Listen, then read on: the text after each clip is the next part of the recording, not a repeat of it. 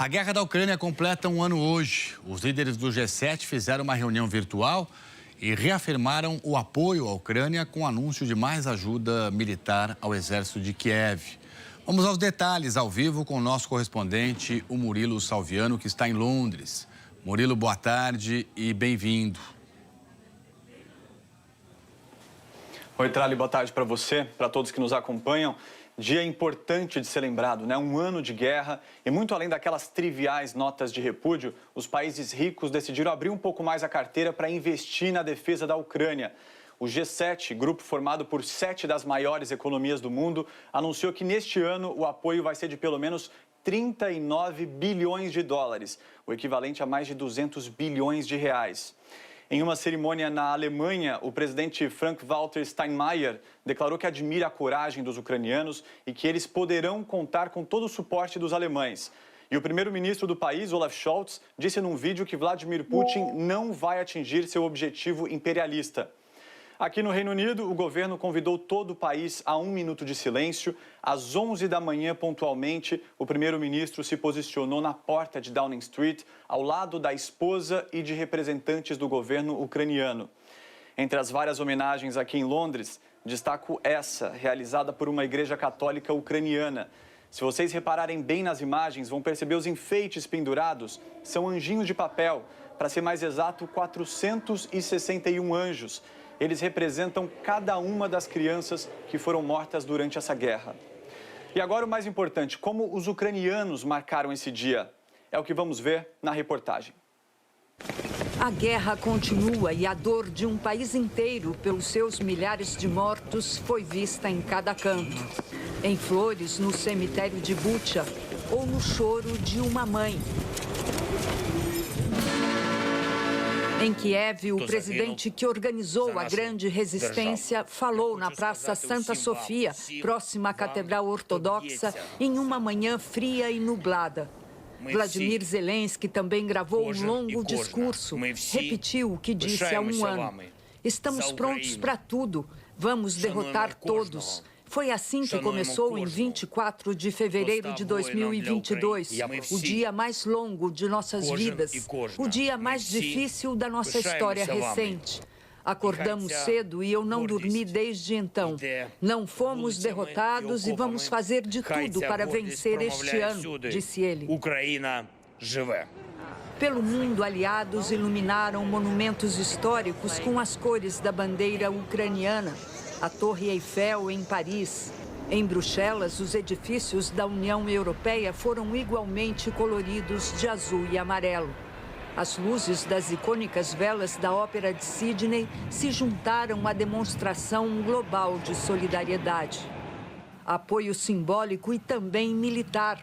A Polônia entregou hoje à Ucrânia os primeiros tanques Leopard 2, segundo o Ministério da Defesa. E, reagindo às ameaças russas, colocou barreiras antitanques na sua fronteira. Hoje, Dmitry Medvedev voltou a falar que a guerra pode chegar à Polônia. Devemos empurrar as ameaças ao nosso país o mais longe possível, mesmo que sejam as fronteiras da Polônia, escreveu o ex-primeiro-ministro e vice-presidente do Comitê de Segurança da Federação Russa. O secretário-geral da OTAN, Jens Stoltenberg, alertou para o perigo da aliança da Rússia com a China e argumentou que Pequim não tem credibilidade como mediadora. A proposta de paz da China, com 12 pontos, não foi muito bem recebida pelo mundo ocidental. Embora defenda o respeito à soberania de todos, não fala claramente na retirada das tropas russas. O Conselho de Segurança da ONU está reunido em Nova York para debater a manutenção da paz e da segurança na Ucrânia.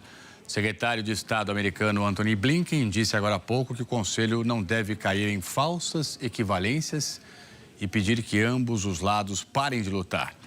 O correspondente Candice Carvalho acompanha o assunto e explica tudo aqui pra gente. Que coisa, hein, Candice? Um ano já de conflito. Bem-vinda e boa tarde.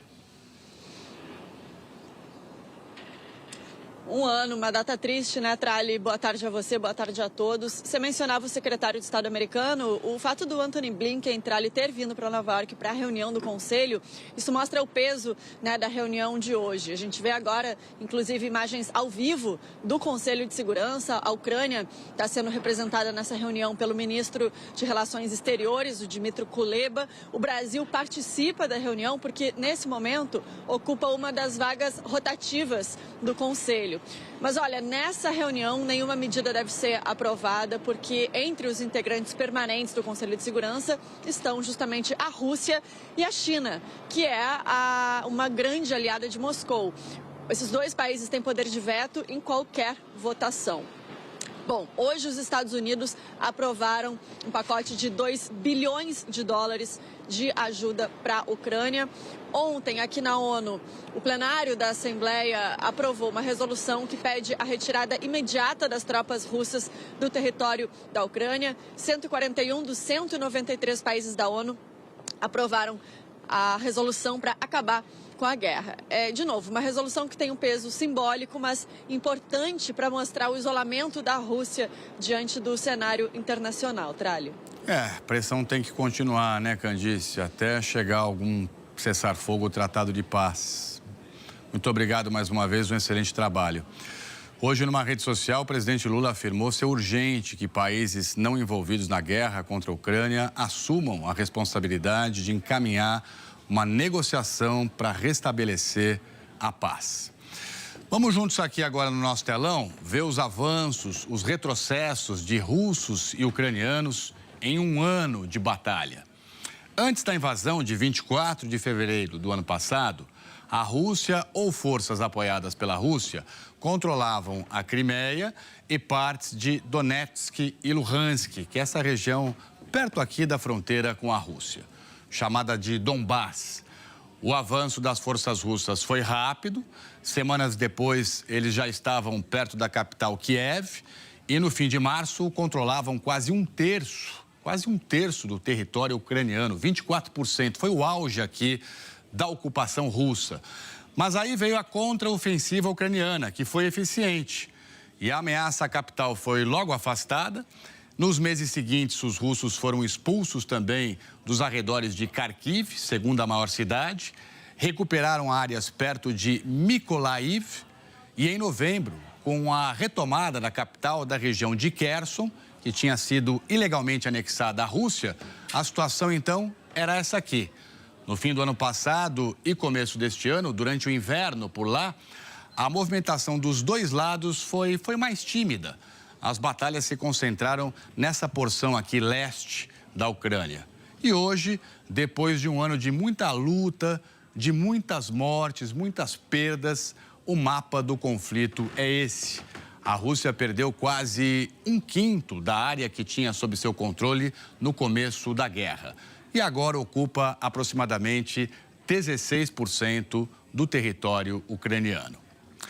A história de um ano de guerra na Ucrânia que a gente acompanhou diariamente aqui no Jornal Hoje foi marcada pelos ataques russos a civis e também à infraestrutura, pela anexação ilegal de territórios ucranianos anunciada por Vladimir Putin, por uma enorme crise de refugiados, mas também por uma forte resistência ucraniana, um povo que se uniu para enfrentar a agressão da Rússia.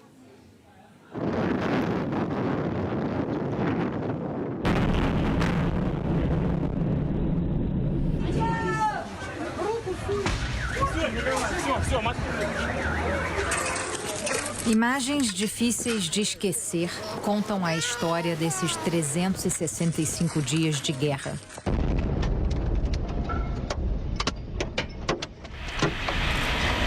A interminável fila de tanques russos a caminho da capital ucraniana logo nos primeiros dias.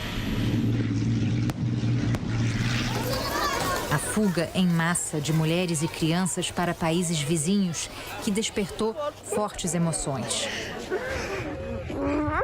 Medo de deixar tudo para trás. Raiva ao se despedir do colo do pai.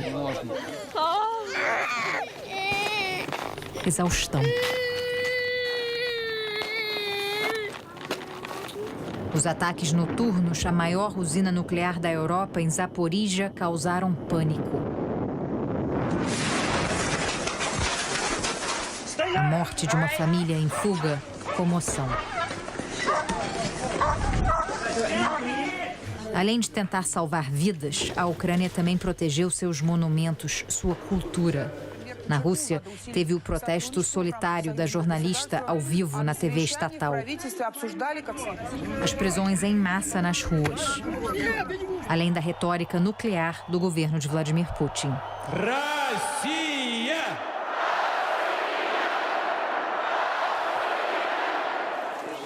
O que dizer das atrocidades reveladas em Bucha depois da retirada das tropas russas?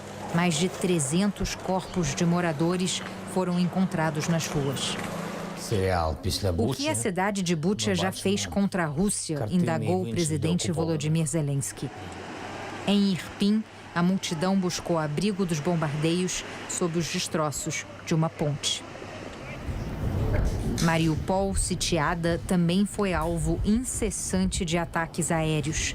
Virou uma terra arrasada. A maternidade não foi poupada, nem o teatro, com a palavra crianças, escrita do lado de fora.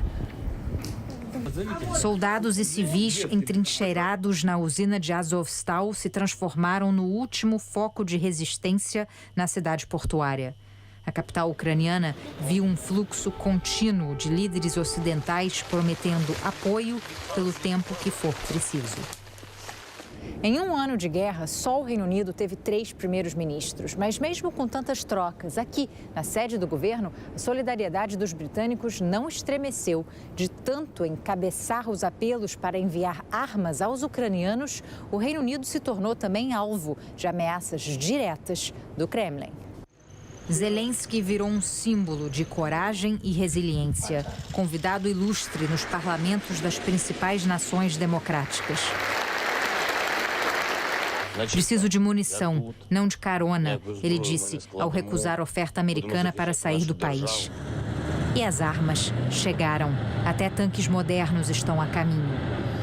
O acordo para desbloquear exportações ucranianas no Mar Negro foi comemorado. Mas os ataques à infraestrutura de energia mergulharam o país no escuro e no frio.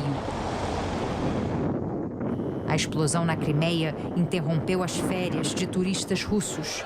Os plebiscitos forçados e a anexação ilegal de 4 províncias ucranianas dizimaram qualquer resquício de diálogo.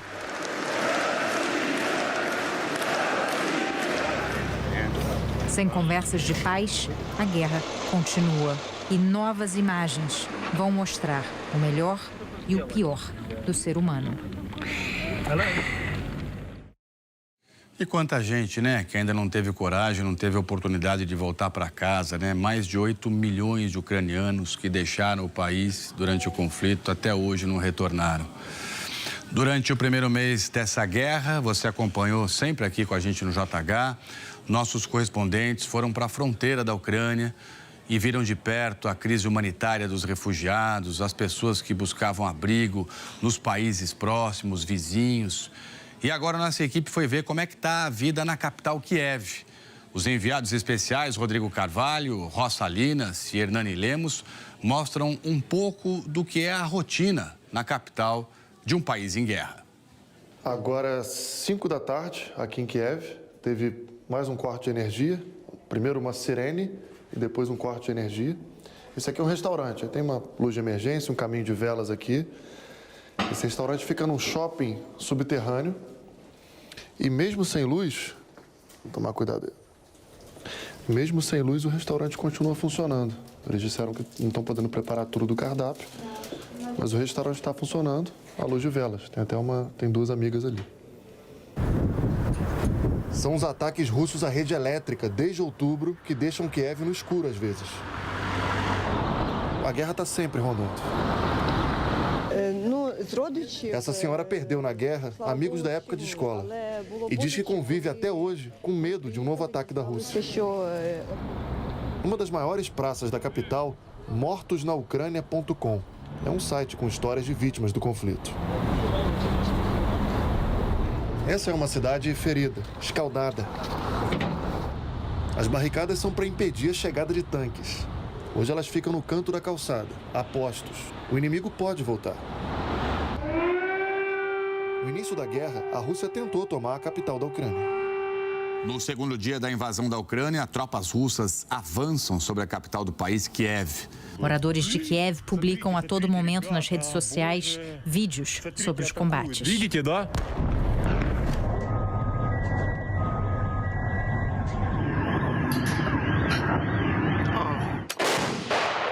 Hoje os combates estão concentrados no leste e no sul do país. Por isso, muita gente continua saindo de lá para morar em lugares um pouco mais seguros. Mas mesmo quem foge aqui para Kiev, quem escolhe a capital para tentar tocar a vida nesse momento, precisa continuar lidando com as perturbações da guerra. Racionamento de energia, sirene e ataques esporádicos. Dia 31 de dezembro, numa ofensiva russa a várias cidades, no Réveillon, essa área foi atingida e aquele hotel ficou assim, ó, destruído. Uma pessoa morreu nesse ataque. As sirenes alertam para o risco de ataque aéreo. É uma proteção.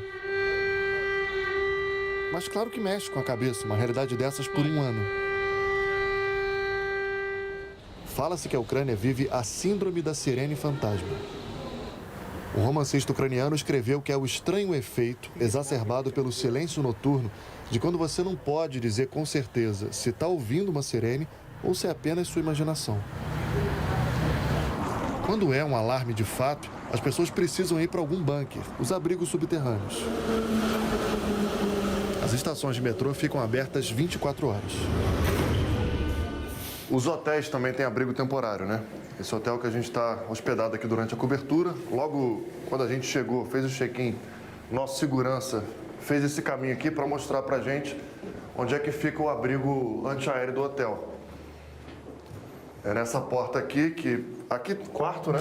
Ali atrás quarto também, mas aqui já começa uma área de serviço que vai dar acesso ao bunker. Tem que fazer essa curva aqui fora, o que nem é o ideal, porque você não está protegido aqui. Ali tem um gerador. E essa porta, sim, dá acesso ao abrigo propriamente dito. 2 galões d'água aqui. É um subsolo, área de maquinário. Ali tem tipo um lugar ali para o zelador. E aqui, ó, tem que tomar cuidado aí. É o bunker. E como nesse primeiro ano de guerra, né? Nesse ano de guerra, a rotina é de alarmes aqui em Kiev, fica tudo meio pronto. Botaram um sofá aqui, mesa, cadeira.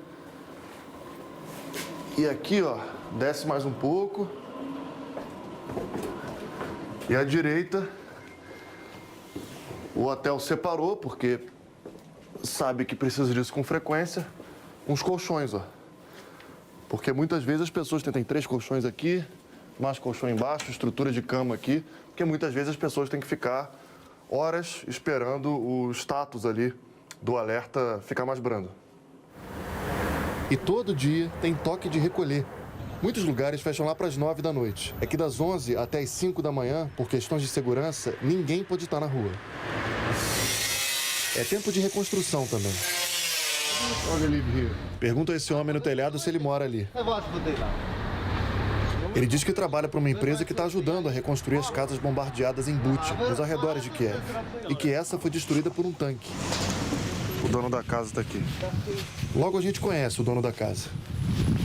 Hello. You want to ask something?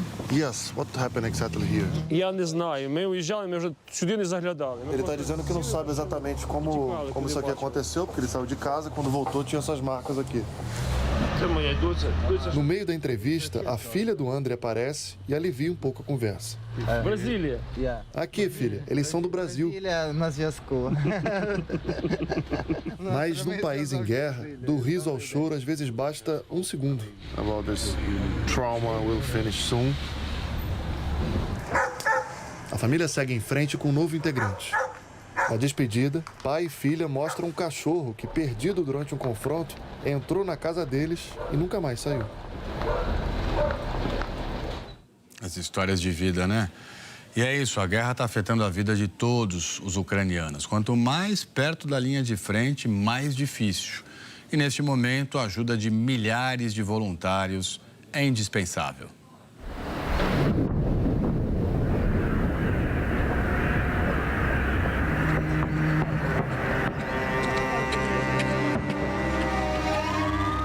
Quem mora perto do fronte convive com a guerra no próprio quintal,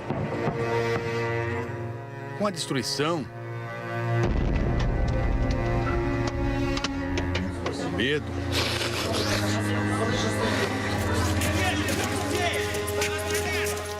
Para escapar do conflito, 14 milhões de ucranianos abandonaram a própria casa. Mas quem fica precisa de tudo: comida, remédios, geradores. Levar ajuda até essas pessoas é um ato de heroísmo. É um trabalho bastante perigoso e intenso, né? Mas a gente trabalha também com outros grupos internacionais espalhados aqui pela região. Clara Magalhães é brasileira. Já tem um ano que ela criou uma ONG, a Frente Brazucra, que oferece assistência no sul e também no leste da Ucrânia. Nós trabalhamos ajudando as populações civis muito perto da linha de frente. Com frequência a gente está a 1 quilômetro, 3 quilômetros das linhas russas. A gente leva comida, água, faz alguns trabalhos de evacuação, suprimentos médicos. Achille Depré, porta-voz do Comitê Internacional da Cruz Vermelha, contou ao Jornal Hoje as dificuldades numa guerra. Nós estamos falando de um fronte que tem mais de 2.000 quilômetros. Isso é obviamente enorme e as pessoas, comunidades e cidades que estão ao longo dessa linha do fronte são os que estão sofrendo mais.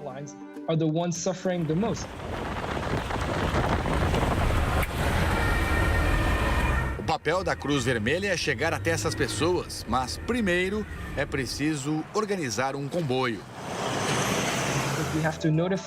Temos que notificar nosso movimento para as partes militares e nós sabemos que é perigoso, mas também sabemos que as comunidades precisam da nossa ajuda e é isso que estamos aqui para fazer.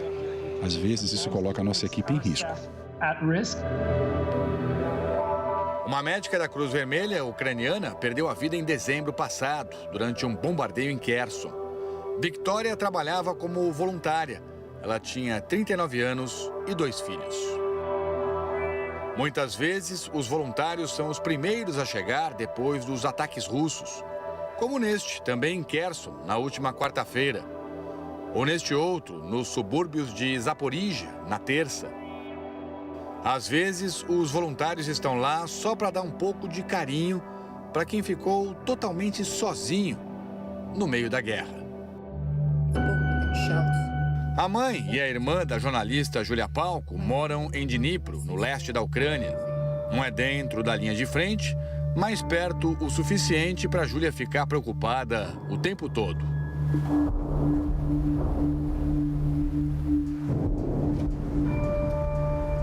Ela morava em Irpin, nos arredores de Kiev, quando a cidade foi ocupada pelos russos no ano passado. Quando as tropas saíram, deixaram destruição para todo lado. Júlia, que era repórter esportiva na TV, decidiu fazer alguma coisa. Eu decidi que minha obrigação é mudar minhas prioridades e ajudar, mostrar a verdade para o mundo, o que está acontecendo na Ucrânia. Ela imprimiu fotos dos prédios destruídos pelos russos e comparou como ficaram depois de reconstruídos. Júlia escreveu que a vida continua e as cicatrizes vão sarar. As postagens dela viralizaram pela internet. Estou contente que, de alguma maneira, ao fazer os vídeos, eu ajudei a lembrar o mundo que o país todo luta muito. E nós esperamos que esse pesadelo acabe o mais rápido possível e a paz venha para a Ucrânia.